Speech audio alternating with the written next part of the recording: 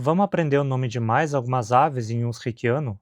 Lembrando que a palavra para ave ou pássaro é tefurl ou tefuel, no plural tifechel ou tifeel, as aves ou os pássaros. Agora vamos aos nomes de mais algumas espécies comuns no Brasil, especialmente no sul do Brasil. Tasvassarinkel, a saracura. Tasvassarinkel. Tasparstelsia, a jaçanã. Tasparstelsia.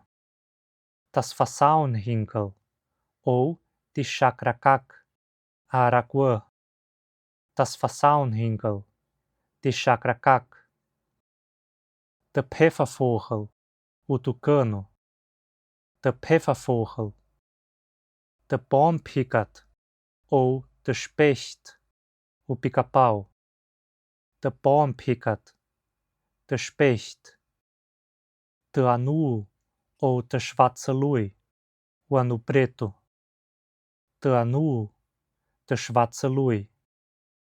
Tequecha, ou Talausvogel, ou Talaiscrema, o anu branco. Tequecha, Talausvogel, Talaiscrema. Telangschwanz, a alma de gato. Telangschwanz. Teplansnis, o saci ou peixe frito. Teplansnis. Tepapacai, o papagaio. Tepapacai. Tiarara, a arara. Tiarara. Texota, o inhambu. Texota. Tequivix, ou kivitz, o quero-quero. Tequivix. Tequivitz. Teplauacraia, ou Teplauakivix, a gralha azul. Teplauacraia. Teplauakivix. E aí, faltou mais alguma ave brasileira comum?